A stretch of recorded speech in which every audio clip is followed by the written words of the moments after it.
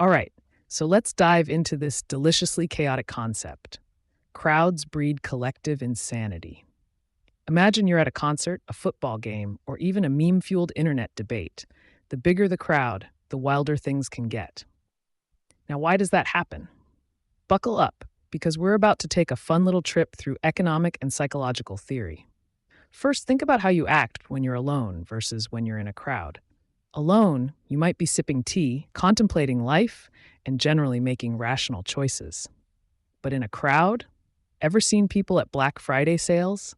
It's like they've turned into competitive Olympic shoppers, diving for the last flat screen TV like it's a gold medal. This happens due to something called herd behavior, or mob mentality.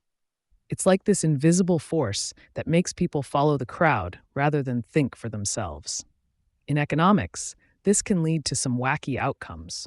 For instance, ever heard of a bubble, like the infamous housing bubble of 2008?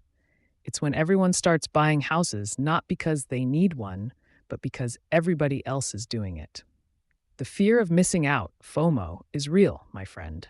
Psychologically, when you're in a crowd, your individual identity gets kind of swallowed up by the collective. You're less likely to think, wait, does this make sense? And more likely to think, if everyone else is doing it, it must be right.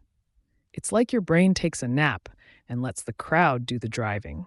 Economists call this the wisdom of the crowd, except sometimes the crowd is more group of headless chickens than wise sages.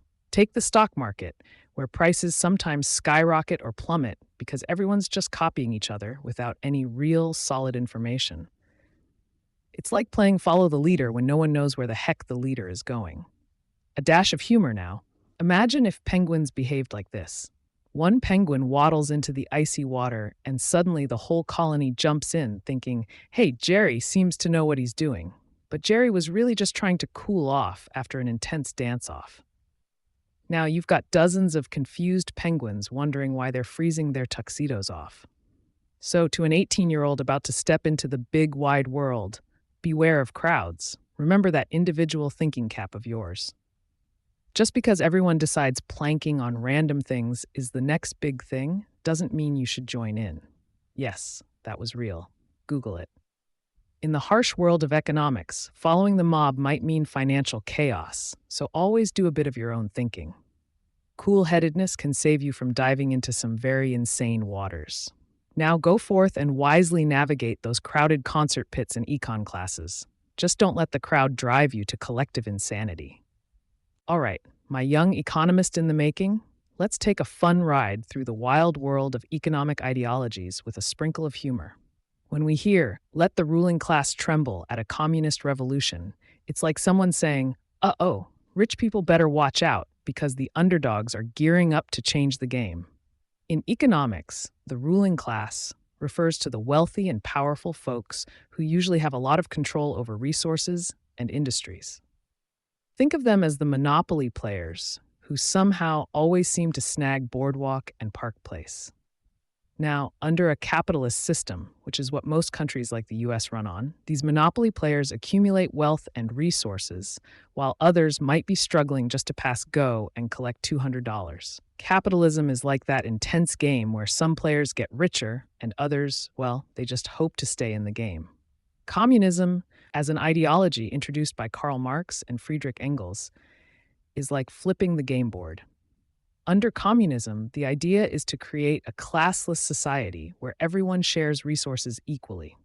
Sort of like if you took all the monopoly money and properties and divided them evenly among all the players, saying, now we're all winners. So when someone says, let the ruling class tremble at a communist revolution, they're basically saying the rich folks should be nervous because the system that benefits them might be overthrown by the masses who want a fairer shake at life.